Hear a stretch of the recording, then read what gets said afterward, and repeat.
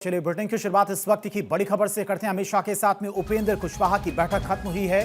45 minute तक चली दोनों नेताओं की बैठक। उपेंद्र कुशवाहा के साथ नित्यानंद राय भी बैठक में मौजूद थे। तो महुआ विधानसभा सीट को लेकर बताया जा रहा है कि उपेंद्र कुशवाहा चिराग पासवान से नाराज हैं और उसी सिलसिले में आज दिल्ली पहुंचे थे। गृहमंत्री अमित शाह के साथ में उनकी मुलाकात हुई है। करीब 45 मिनट तक बताया जा रहा है कि यह बैठक चली है और इस बैठक में नित्यानंद राय भी मौजूद रहे। तो दिल्ली से बड़ी खबर, अमित शाह के साथ में उपेंद्र कुशवाहा की बैठक खत्म हुई है। 45 मिनट तक दोनों नेताओं की बैठक हुई है। उपेंद्र कुशवाहा के साथ में नित्यानंद राय भी इस बैठक में मौजूद थे। और इसी खबर पर तमाम और जानकारी के साथ में दिल्ली से संवाददाता अक्षय हमारे साथ जुड़ गया। अक्षय, क्या कुछ रहा बैठक में? देखिए, बैठक 45 मिनट तक चली है और सामंजस्य बनाने की कोशिश की गई है।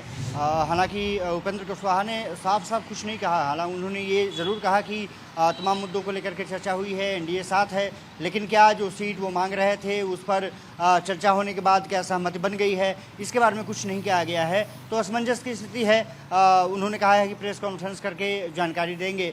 अब उपेंद्र कुशवाहा के दिमाग में क्या चल रहा है, एनडीए किस तरह से आगे बढ़ रही है, उसको लेकर के पशुपेश की स्थिति जरूर बन गई है। हालांकि उपेंद्र कुशवाहा के चेहरे के हाव भाव देखकर क्या अंदाजा लगाया जा सकता है बैठक के बाद जब वो बाहर निकले?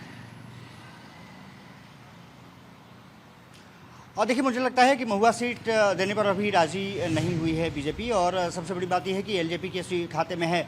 इनको मुझे लगता है कि कोई और समीकरण साधने की कोशिश की गई है कि बिहार चुनाव के बाद हम जिस राज्यसभा की बात कर रहे हैं या कुछ और आपको करने की बात कर रहे हैं, उस पर शायद अमित शाह ने अपनी बात रखी है। महुआ सीट को लेकर के निश्चित रूप से उपेंद्र कुशवाहा काफ़ी इमोशनल दिखाई दे रहे हैं और हाव भाव कुछ ऐसा बता रहा है कि आने वाले समय में वो कुछ अलग फैसला भी ले सकते हैं। लेकिन अभी उनका साफ तौर पे कहना है कि अभी वो एनडीए के साथ हैं और एनडीए चुनाव में बेहतर प्रदर्शन करने जा रहा है। इंतजार करना होगा कि आखिरकार प्रेस कॉन्फ्रेंस जब वो करते हैं, मुझे लगता है कि दिल्ली में नहीं होगी बल्कि वो पटना में होगी। कुछ देर बाद कहा जा रहा है कि पटना रवाना हो सकते हैं और वहाँ जाकर के अपने उम्मीदवारों के साथ नामांकन प्रक्रिया में शिरकत करेंगे और वहाँ पर बैठक करेंगे।